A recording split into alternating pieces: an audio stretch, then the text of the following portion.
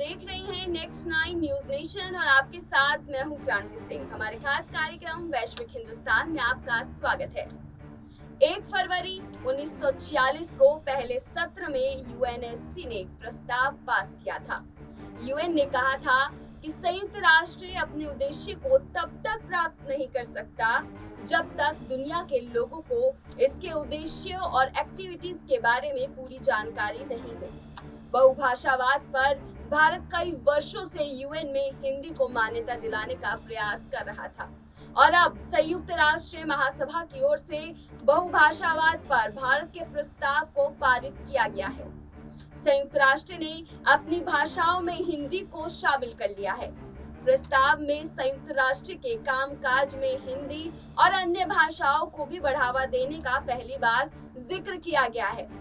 ऐसे में आइए जानते हैं कि आधिकारिक भाषाओं में हिंदी के शामिल होने से इनके क्या मायने हैं और भारत के लिए ये कितनी बड़ी सफलता है। देखिए हमारी ये खास रिपोर्ट। भारत के लिए बड़ी सफलता, संयुक्त राष्ट्र में बहुभाषावाद पर प्रस्ताव पारित। संयुक्त राष्ट्र के प्रस्ताव में पहली बार हिंदी अपनाने का जिक्र। यूएनजीए आधिकारिक भाषाओं में शामिल हुआ हिंदी भाषा। जानिए भारत के लिए कितना अहम है ये पल। शुक्रवार को पारित प्रस्ताव में कहा गया कि संयुक्त राष्ट्र हिंदी भाषा सहित आधिकारिक और गैर आधिकारिक भाषाओं में महत्वपूर्ण संचार और संदेशों का प्रसार जारी रखने के लिए प्रोत्साहित करता है। यहाँ आप ये भी जान लें कि इस साल पहली बार प्रस्ताव में हिंदी भाषा का उल्लेख है।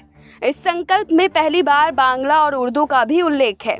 चलिए पूरे मामले से आपको अवगत कराने से पहले ये बता देते हैं कि यूएनजीए आधिकारिक भाषाएं होती क्या है। दरअसल संयुक्त राष्ट्र महासभा की 6 आधिकारिक भाषाएं हैं।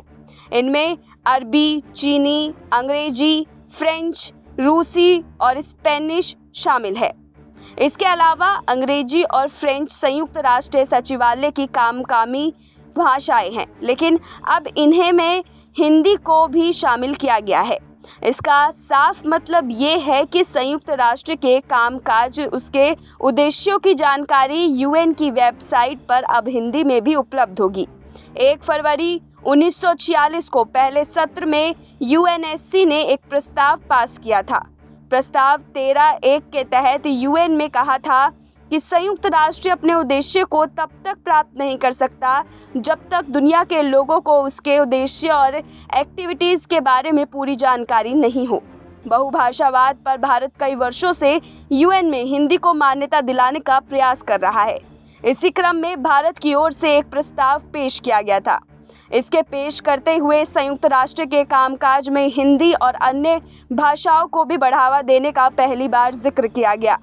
शुक्रवार को पारित प्रस्ताव में कहा गया कि संयुक्त राष्ट्र हिंदी भाषा सहित आधिकारिक और गैर आधिकारिक भाषाओं में महत्वपूर्ण संचार और संदेशों का प्रसार जारी रखने के लिए प्रोत्साहित करता है। आपको बता दें कि संयुक्त राष्ट्र में भारत के स्थायी प्रतिनिधि राजदूत टीएस त्रिमूर्ति ने इस पहल का स्वागत किया। उन्होंने कहा कि बहुभाषावाद को संयुक्त राष्ट्र के मूलभूत मूल्यों के रूप में मान्यता दी गई है। त्रिमूर्ति ने बहुभाषावाद और हिंदी को प्राथमिकता देने के लिए यूएन महासचिव के प्रति आभार प्रकट किया। भारतीय प्रतिनिधि ने कहा कि भारत 2018 से यूएन के वैश्विक संचार विभाग डीजीसी के साथ साझेदारी कर रहा है।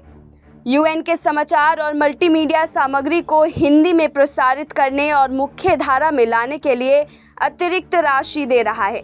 त्रिमूर्ति ने आगे कहा कि यूएन में हिंदी को बढ़ावा देने के प्रयासों के तहत 2018 में हिंदी @UN परियोजना आरंभ की गई। इसका उद्देश्य संयुक्त राष्ट्र की सार्वजनिक सूचनाएं हिंदी में देने को बढ़ावा देना और दुनिया भर के करोड़ों हिंदी भाषी लोगों के बीच वैश्विक मुद्दों के बारे में अधिक जागरूकता लाना है। इस संदर्भ में उन्होंने 1 फरवरी 1946 को यूएन महासभा के पहले सत्र में अपनाए गए सुरक्षा परिषद के प्रस्ताव 13(1) का जिक्र किया। इसमें कहा गया था कि संयुक्त राष्ट्र अपने उद्देश्य को तब तक प्राप्त नहीं कर सकता जब तक कि दुनिया के लोगों को इसके उद्देश्य और गतिविधियों के बारे में पूरी जानकारी ना हो। संयुक्त राष्ट्र में बहुभाषावादी को सही मायने में अपनाना अनिवार्य है। भारत इस उद्देश्य को प्राप्त करने में संयुक्त राष्ट्र का समर्थन करेगा। हिंदी को बढ़ावा देने के लिए भारत सरकार लंबे समय से प्रयास कर रही है। कई हिंदी सम्मेलनों में संयुक्त राष्ट्र में हिंदी को आधिकारिक मान्यता दिलाने की मांग उठ चुकी है। इन सब के बीच पिछले महीने से ही भारत सरकार की ओर से संयुक्त राष्ट्र में हिंदी भाषा के उपयोग को बढ़ावा देने के लिए 8 लाख अमेरिकी डॉलर का सहयोग दिया गया था। भारत के स्थानीय मिशन की ओर से ट्वीट कर इसकी जानकारी दी गई थी। आपको बता दें कि हिंदी विश्व की प्रमुख भाषाओं में से एक है। दुनिया भर में 26 करोड़ से ज़्यादा लोग हिंदी बोलते हैं। भारत के अलावा नेपाल, मॉरिशस, फिजी, ज्ञान, सूरीनाम में भी हिंदी बोली जाती है। इसके अलावा अमेरिका, जर्मनी, सिंगापुर, न्यूजीलैंड में भी हिंदी बोलने वाले हैं। लेकिन अभी तक आधिकारिक भाषाओं में हिंदी को खास भाषा का तवज्जो नहीं मिला था। लेकिन अब हिंदी भाषा को जिस तरह से संयुक्त राष्ट्र महासभा की ओर से बहुभाषावाद पर भारत के प्रस्ताव को पारित किया गया है, संयुक्त राष्ट्र ने अपनी भाषाओं में हिंदी को शामिल कर लिया है, वो वाकई भारत के लिए बहुत बड़ी उपलब्धि है। शुक्रवार को पारित प्रस्ताव से पूरे देश में खुशी का माहौल है। अब भारत को अंतर्राष्ट्रीय स्तर पर और सम्मान मिलेगा।